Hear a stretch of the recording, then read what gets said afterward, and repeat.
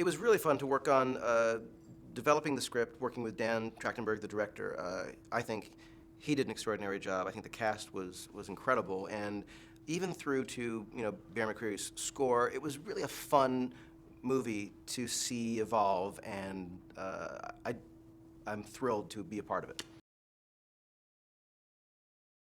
I think that the story itself, the premise when we first got the script, was such a compelling thriller of an idea. And to get to play on that tension, the expectations, the reversals of the story, it's a movie that I think you're really vicariously experiencing Michelle's point of view, and I think this speaks to not just the power of what Dan Trachtenberg did as a director, but the power of Mary Elizabeth Winstead as this character. You're constantly feeling that question of what would I do if I were in that situation. She makes some bold moves. She has some sort of safe observational moments, but the whole thing feels like an exercise in sort of building tension, until it gets to an insane place where she finally breaks free from this circumstance and is faced with something that she could never have anticipated.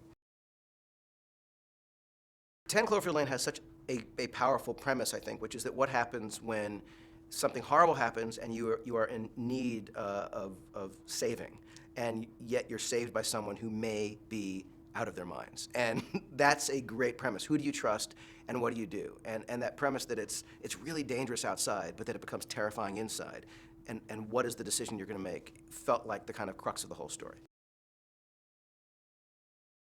Well, Howard is the man who built this bunker. He's a sort of doomsday conspiracy theorist, survivalist type.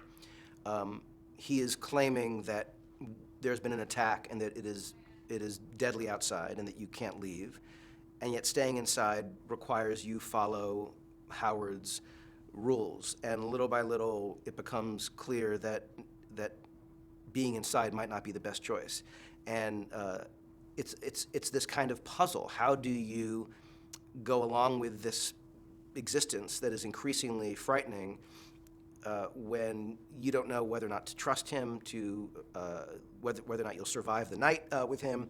And the relationship between these three characters it's a little bit like a play in some ways, but it I think grows and grows and grows in tension and results in a wild third act where the big revelation about what Howard's been saying takes place. I think Dan Trachtenberg did an amazing job in creating an ever-building sense of tension in a very Hitchcockian way. He's confident enough as a director to hold shots, to allow things to play out, to say a lot in silence, in looks. And I think between the use of music and stillness and a kind of growing sense of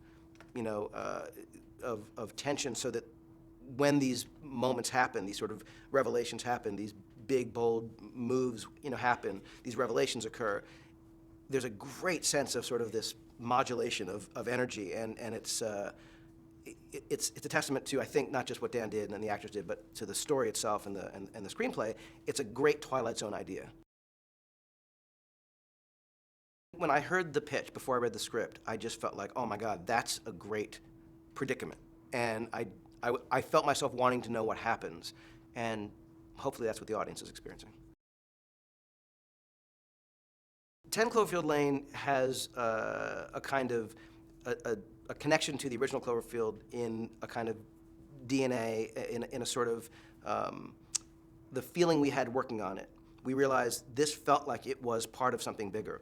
As we were working on the movie, we had a bigger idea that 10 Cloverfield Lane could be part of what is essentially an anthology of stories, but at the same time they're connected in a way that most anthologies aren't, and there's a bigger idea that we're playing with here. But it is an opportunity for us to create original stories, original characters. It's purposely not called Cloverfield 2, but to have a connection that ultimately can pay off in a really fun way.